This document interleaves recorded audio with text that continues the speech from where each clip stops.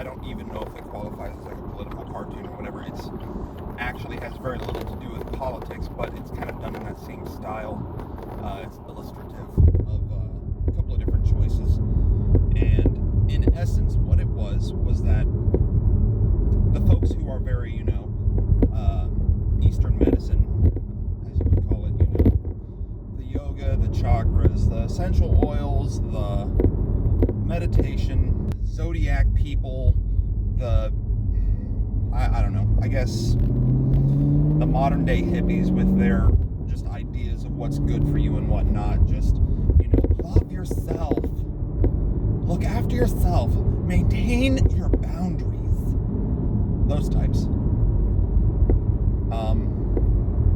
Not to say that everyone that believes those things are in it for in for a penny, in for a pound. Not to say that everyone who believes those things are into it, but it's just the whole self-care industry, the whole self-care mindset. There's a lot of folks out there, and basically what this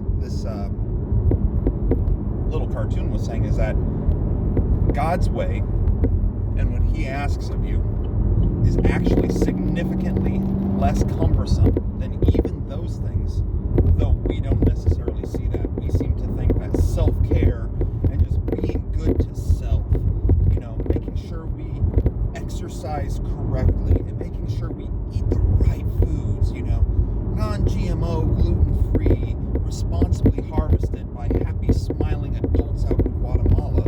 All those things, those are a hindrance in and of themselves. And at the end of it all, you find that you're a slave to the world or you're a slave to God, and who has a lighter burden to carry? That's basically what it was getting to. And honestly, I think this kind of loops back to my first video where I talked about ownership and how owning things is overrated. Because you can own a mindset too.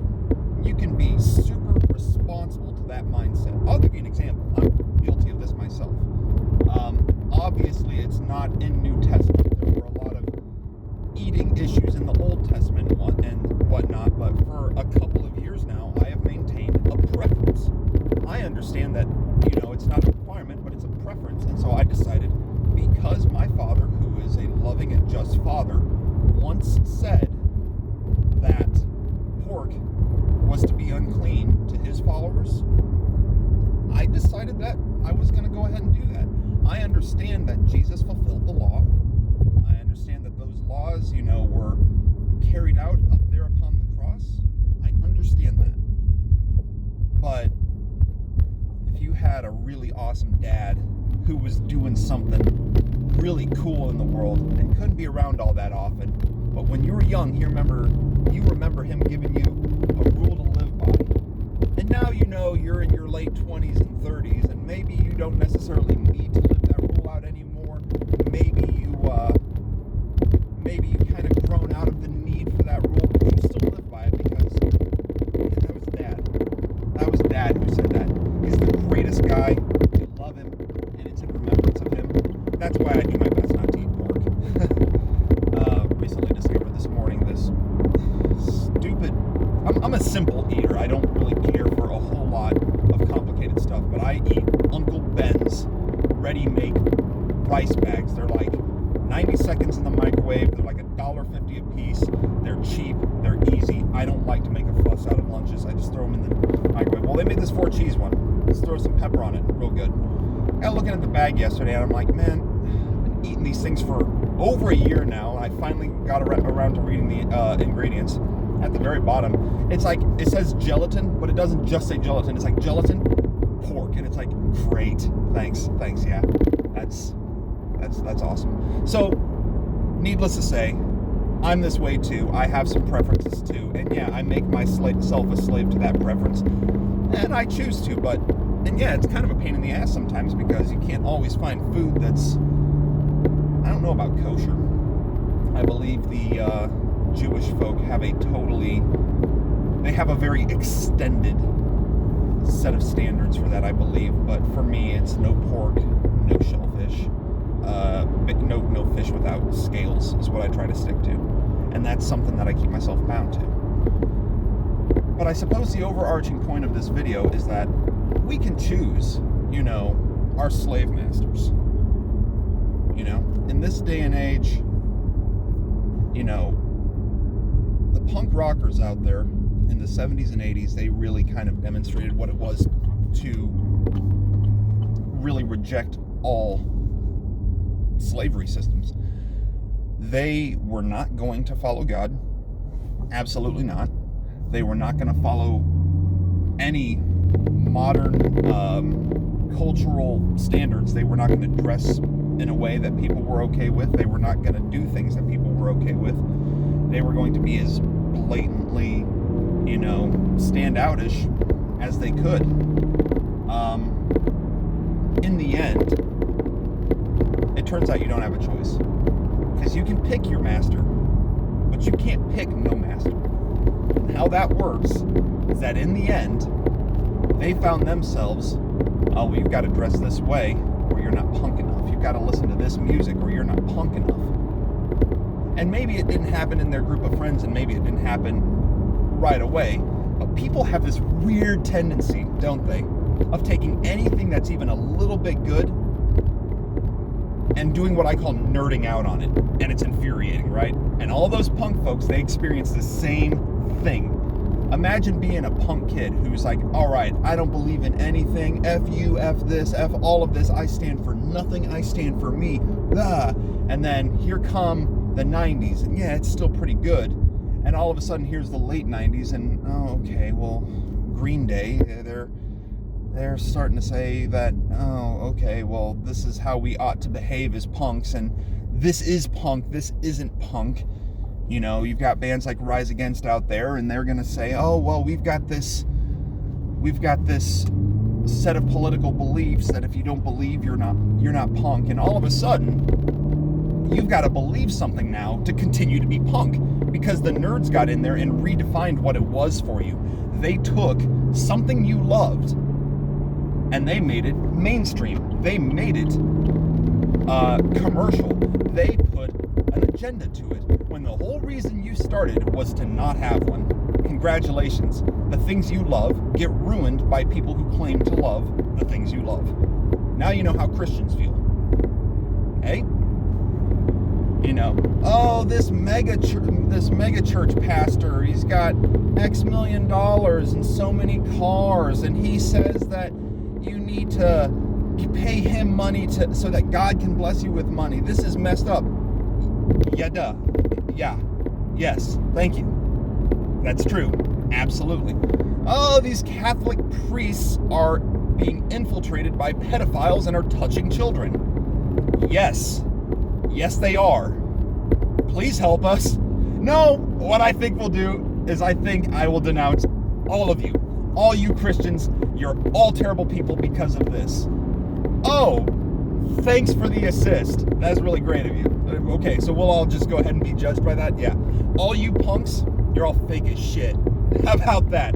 Because there's no more propaganda. There's no more cocksparrer. There's no more any of that. What it is now is it's Rise Against. It's Green Day. It's get rid of the guns. It's gone 21 guns. Lay down your arms. That's what punk is now. That's what you're judged by. You're all leftist kooks. Congratulations. See?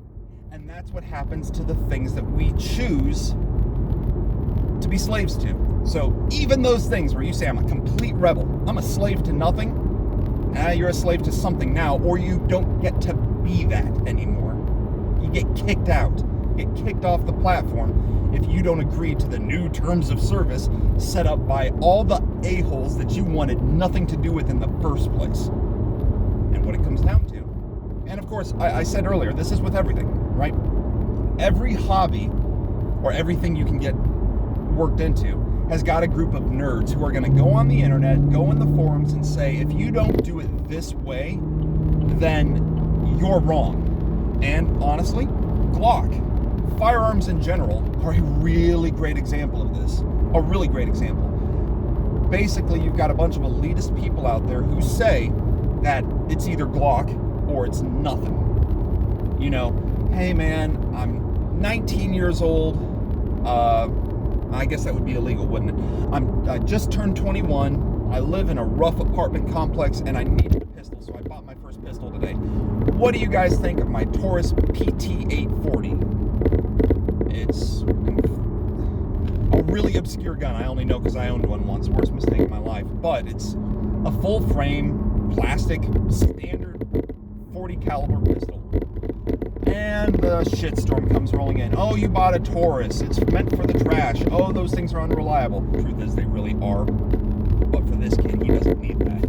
He needs guidance. And so you get the nerds that come in and drop on him. Then you get people saying things like, well, if you don't have a weapon-mounted light on the front of your gun, then it's trash. Then you move over to cars, and you're running around with a 90s Camaro or a 90s Mustang. That's not even fast. Why do you bother?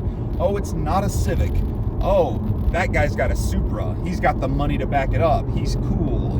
It's just the elitists and the nerds who they take something you love, right?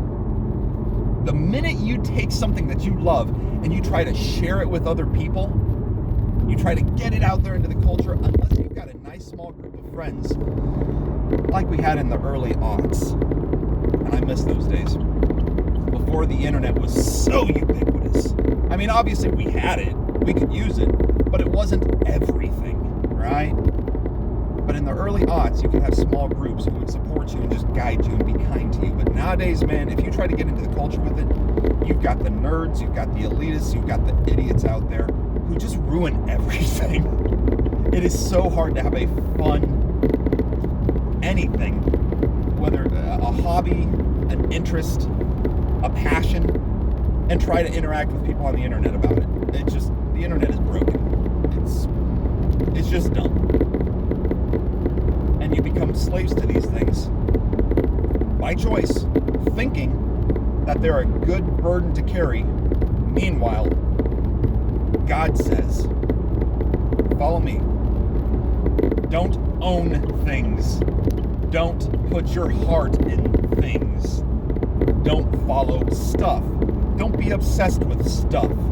Don't count on the stuff to make you feel whole and worthwhile. Instead, follow me. My burden is light, and it is forgiveness for your sins. It is, watch this. No, you can't be what you need to be in order to follow me correctly, but check this out. Go ahead, repent of your sins in a heartfelt way. Love me, understand who I am as God, and watch this.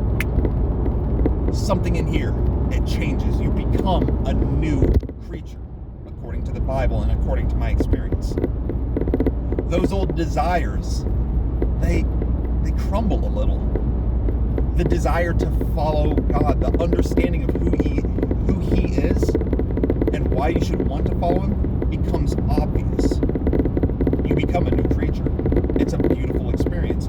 And all of a sudden, doing what he says, to the atheist, it seems like, oh my gosh, all these rules, I make up my own morals because I'm a human being and I understand what's right and wrong just by virtue of having 2 feet and 2 hands because I'm a human being. I understand what's right and what's wrong. I'll make up my own moral because God's morals, they're just, oh my gosh. Well, all of a sudden, those aren't so bad. Truth be told, they never were. But you have a problem with being obedient to anything. And as a result, you're obedient to everything. Constantly. It's like they used to say, you don't stand for something, you'll fall for anything. Well, if you're obedient to nothing, you'll end up being obedient to everything. And that plays itself out in modern politics, in social justice warrior stuff. It is every couple of weeks they've got a new rule to follow. Every couple of weeks. Hell, every couple of days there's a new fight to go after. A new campaign to get someone booted off the internet, to downvote their videos, to take them out. Every week and every day of each week, it seems like there's a new rule to follow. There's a new off-limits term. There's a new culturally insensitive behavior that you must acknowledge and go according to. Meanwhile, you got us Christians over here being like, hey, we figured out how to love people. Works pretty good. We dig it. Works good for us. Take takes very little effort because we've been saved by the blood of Christ. Thanks.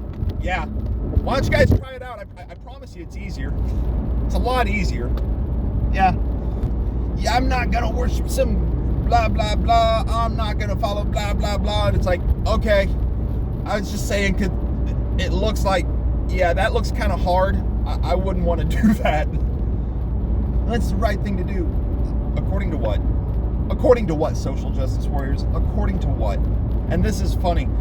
You get a lot of this from the Christian ministry out there where they'll talk to atheists and they'll say that your morals are based on pretty much nothing.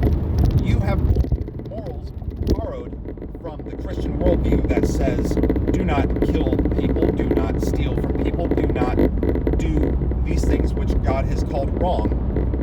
And Christ later laid out to mean love your God with all your heart and love your neighbor as yourself. That really does wrap them all up. All 10 commandments and all laws given unto even the Israelites prior to that are covered in those 2 commands. So you're good. Christ lays those out and he says this is the culmination of all of it. If you can do those, you're good. Right? But everyone seems to have a problem with that. And I think what it comes down to, it's just like Occupy Wall Street of 2012. Back in the day, back before it actually started, when we were hearing what it was, just like the modern Democrat Party, just like the modern Republican Party, just like all these things, some liars came in, took what people believed in good faith, what their hearts really meant, and changed it into something else. And now, today, it's very hard, very, very hard to find a true and honest representation of anything, okay? If you love cars, there's somebody out there trying to make a profit off of your love for it. If you love guns, there's somebody out there trying to specify what brand you have to be considered competent. If you love God, there's somebody out there demanding that you become this specific set, that you hold this specific set of theologies. And at the end, I'm keeping it simple, and I recommend you do too. The idea is, we don't want to be owned or slaves to things that have no basis or that change constantly. You know, that's why we stay true to God and not true to religion. We do our best to stay true to our church, but it's still people, man. People still pervert. People still change things. We do the best we can. But at the end of the day, it's simple. If you're a slave to God, come in and find your rest. Lay down your burden and pick up mine. The weight, the burden is light. It's simple. It's easy. And when you embrace God as a creature of God, those things become obvious. They become as simple as breathing. Right?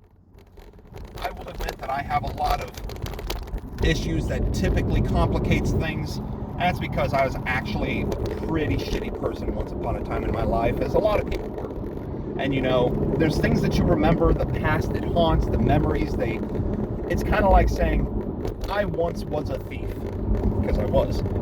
And as a result, I now know how to be very resourceful, even though I refuse to steal, because I refuse to hate people enough to disrespect their property like that.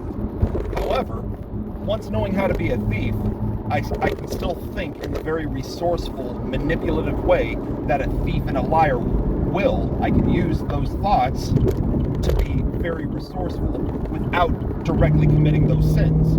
Now, whether that's good enough or not, I can't answer. But that's what it means that's what it means to be a changed person. You'll never forget the things you learned while you were even the best or the worst person. But it doesn't mean you have to continue to be that way.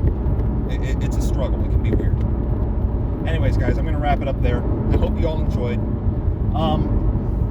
At this stage in the project, that is this channel, I think I'm going to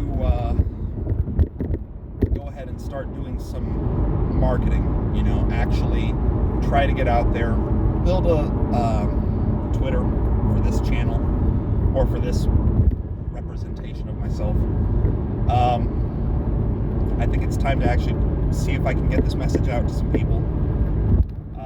As of today, I have 2 subscribers. One is my wife, one of them is my other YouTube account. So I wanted to put some videos up and create some sort of backspacing before I started actually putting in the work of getting this thing viewed. So hopefully this message reaches you and finds you well.